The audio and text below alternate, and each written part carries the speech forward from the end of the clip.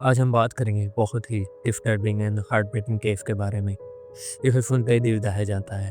29 दिसंबर 2025 की रात, उस रात हरियाणा के फरीदाबाद में एक औरत पे जो कुछ भी बीती है, इस केस को हम आज डिटेल में समझेंगे। ये कहानी है 25 साल की महिला की, जो देर रात अपने घर जाने की उम्मीद में सुनसान सड़क पर खड़ी थी। लेकिन उसे क्या पता था कि ये उम्मीद उसे अंधेरे में धकेल देगी।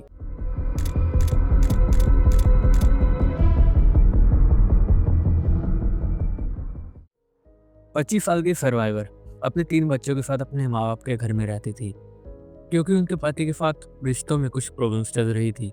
उनका नाम सेफ्टी रीजंस की वजह से पब्लिकली नहीं बताया गया, तो हम उन्हें ऐसा सर्वाइवर रेफर करेंगे। 29 दिसंबर की शाम को अपने माँ बाप से छोटी सी बहस हो जाने की वजह से वो अपने घर से निकलकर अपने दोस्त के घर सेक्टर 23 जाती है।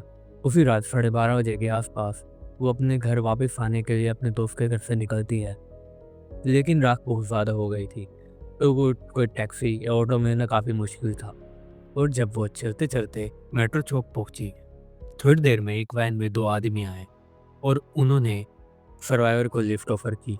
वो नींद से थकी हुई और ठंड भी बहुत ज़्यादा थी और ना आसपास कोई ट्रांसपोर्ट नज़र आ रहा था। मजबूरी में सर्वाइवर ने उन पर भरोसा कर लिया, पर ये लिफ्ट उसे उसके घर तक नहीं ले गई। पुलिस इन्वेस्टिगेशन में सामने आया कि वो दोनों रहते तो फरीदाबाद ही थे, लेकिन उनमें से एक मध्य प्रदेश और एक उत्तर प्रदेश का बताया जा रहा है। वो सर्वाइवर को लेकर फरीदाबाद से गुड़गांव जाने वाली सड़क की तरफ ले गए।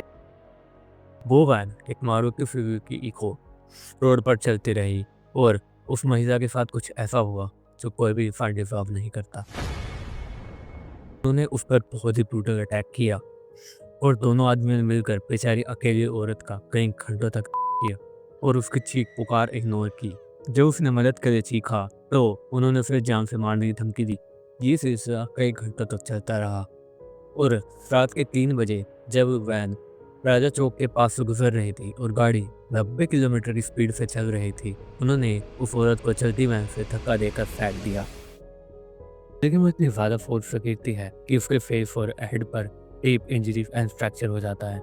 लेकिन वो जैसे तैसे ब्लीड करते हुए अपनी बहन को फ़ोन करती है। उसकी बहन वहाँ तुरंत पहुँचती है और वो उसे हॉस्पिटल लेकर जाती है। डॉक्टर्स ने पहले उनका फरीदाबाद में इलाज किया, लेकिन इंजरीज की सीरियसनेस देख कर उन्हें दिल्ली रेफर कर दिया गया। सरार की बहन के कंप्लेन करने के बाद पुलिस एक्शन में आई। सीसीटीवी की हेल्प से पुलिस ने इको वैन को रिकवर कर लिया। पुलिस ने दोनों अक्यूज को अरेस्ट कर लिया और जुडिशियल कस्टडी भेज दिया।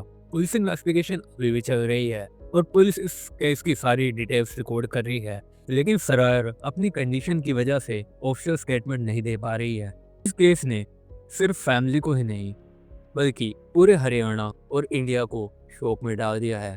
अपोजिशन लीडर ने लॉ एंड ऑर्डर फेल होने का इल्जाम लगाया है हरियाणा में कानून व्यवस्था नाम की चीज कोई नहीं रही और उन्होंने सख्त से सख्त सजा की डिमांड की है, ताकि फ्यूचर में ऐसे केसेस कम से कम करे जा सकें। हरियाणा सरकार से यही कहना है कि ऐसी घटना पुनरावृत्ति आगे नहीं होनी चाहिए। लोग ये भी पूछ रहे हैं डांस फॉर और इतनी ठंड में क्यों किसी ने हेल्प नहीं की थी, और क्यों एक सिंगल पेट्रोलिंग पुलिस कार नहीं थी।